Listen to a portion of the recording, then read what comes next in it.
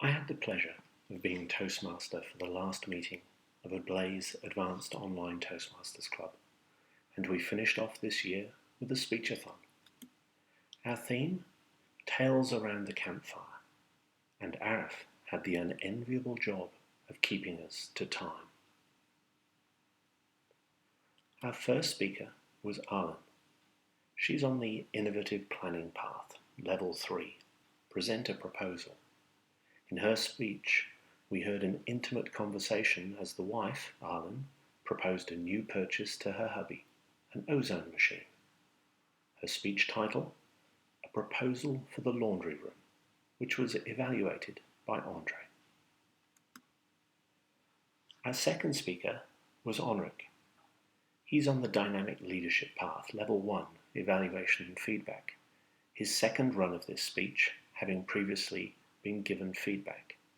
The suspense was literally a ticking time bomb, and not only is he still here to tell the tale, spoiler alert, he took the feedback on board and did an even better job.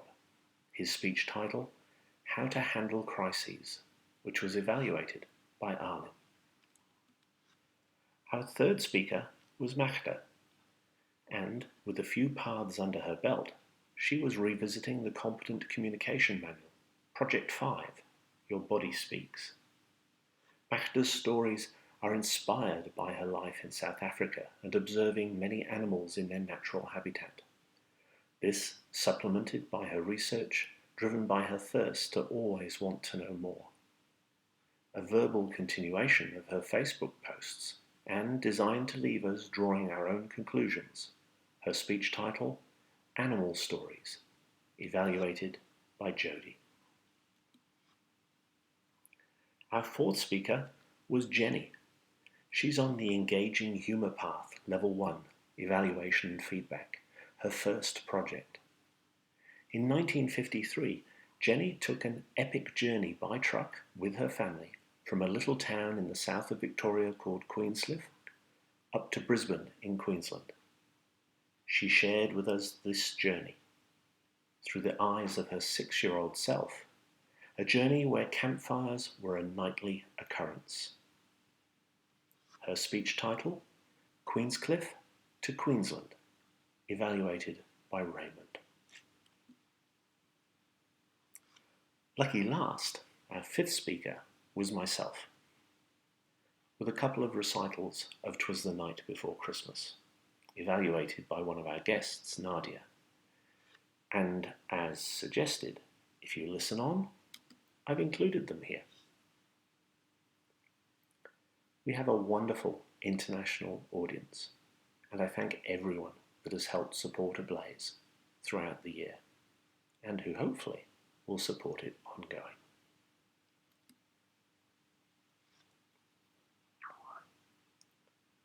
'Twas the Night Before Christmas by Clement Clark Moore. 'Twas the night before Christmas when all through the house not a creature was stirring, not even a mouse. The stockings were hung by the chimney with care, in hopes that St. Nicholas soon would be there. The children were nestled all snug in their beds, while visions of sugar plums danced in their heads. And Mamma in her kerchief, and I in my cap, had just settled down for a long winter's nap. When out on the lawn there arose such a clatter, I sprang from the bed to see what was the matter. Away to the window I flew like a flash, tore open the shutters and threw up the sash. The moon on the breast of the new-fallen snow gave the lustre of midday to objects below, when, what to my wondering eyes should appear, but a miniature sleigh and 8 tiny reindeer. With a little old driver, so lively and quick, I knew in a moment it must be St. Nick. More rapid than eagles his coursers they came, and he whistled and shouted and called them by name. Now Dasher, now Dancer, now Prancer and Vixen, O Comet, on Cupid, on Donner and Blitzen. To the top of the porch, to the top of the wall, now dash away, dash away, dash away all. As dry leaves that before the wild hurricane fly, when they meet with an obstacle mount to the sky. So up to the housetop the corsairs they flew, with the sleigh full of toys, and St. Nicholas too. And then in a twinkling I heard on the roof the prancing and pawing of each little hoof. As I drew in my hand and was turning around, down the chimney St. Nicholas came with a bound. He was dressed all in fur from his head to his foot, and his clothes were all tarnished with ashes and soot. A bundle of toys he had flung on his back, and he looked like a peddler just opening his pack. His eyes, how they twinkled, his dimples how merry, his cheeks were like roses, his nose like a cherry. His droll little mouth was drawn up like a bow, and the beard of his chin was as white as the snow. The stump of a pipe he held tight in his teeth, and the smoke it encircled his head like a wreath. He had a broad face and a little round belly that shook when he laughed like a bowl full of jelly. He was chubby and plump, a right jolly old elf, and I laughed when I saw him in spite of myself. A wink of his eye and a twist of his head soon gave me to know I had nothing to dread. He spoke not a word, but went straight to his work, and filled all the stockings, then turned with a jerk, and laying his finger aside of his nose, and giving a nod, up the chimney he rose. He sprang to his sleigh, to his team gave a whistle, and away they all flew like the down of a thistle. But I heard him exclaim, ere he drove out of sight, "Happy Christmas to all, and to all a good night."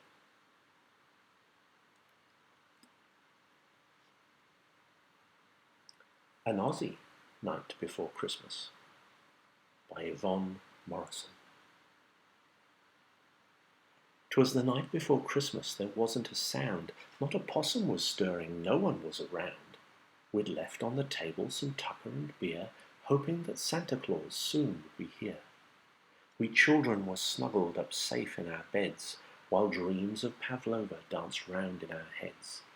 And Mum in her nightie, and Dad in his shorts, had just settled down to watch TV sports, when outside the house a mad ruckus arose.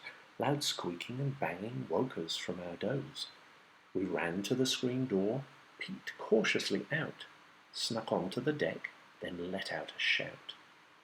Guess what had woken us up from our snooze? But a rusty old ute pulled by 8 mighty roos. The cheerful man driving was giggling with glee, and we both knew at once who this plump bloke must be. Now I'm telling the truth, it's all dinky-dee. Those 8 kangaroos fairly soared through the sky. Santa leaned out the window to pull at the reins, and encouraged the roos by calling their names. Now Kylie, now Kirsty, now Shazza and Shane, on Kipper, on Skipper, on Bazza and Wayne. Park up on that water tank, grab a quick drink. I'll scoot down the gum tree, be back in a wink. So up to the tank those 8 kangaroos flew, with the ute full of toys and Santa Claus too. He slid down the gum tree and jumped to the ground. Then, in through the window, he sprang with a bound. He had bright sunburned cheeks and a milky white beard. A jolly old joker was how he appeared. He wore red stubby shorts and old thongs on his feet, and a hat of deep crimson as shade from the heat. His eyes bright as opals, oh how they twinkled, and like a goanna his skin was quite wrinkled. His shirt was stretched over a round bulging belly, which shook when he moved like a plate full of jelly. A fat sack of prezzies he flung from his back, and he looked like a swaggy unfastening his pack. He spoke not a word, but bent down on one knee to position our goodies beneath the Yule tree. Surfboard and footy ball shapes for us too, and for Dad, tongs to use on the new barbecue. A mysterious package he left for our Mum. Then he turned and he winked and he held up his thumb. He strolled out on deck, and his roos came on cue, flung his sack in the back, and prepared to shoot through. We bellowed out loud as they swooped past the gates. Merry Christmas to all, and good on you, mates. I leave you with one final thought. Amongst the goodwill and good intention always thought of at this time, how about you do a little something for yourself? Shape your future with your voice. Our next meeting is on the 11th of January 2020. Why not be our guest at ABLAZE Toastmasters in the new year? What do you have to lose but fear itself? Conditions apply. You have to walk in the light of the Toastmaster promise and values, to have warm relationships with your fellow Toastmasters, to oxygenate the meetings, to embrace change, be full of energy and positive emotion, and promise to keep our meetings, speechathons, and training sessions interesting. This advert sponsored by Big Kev 2019.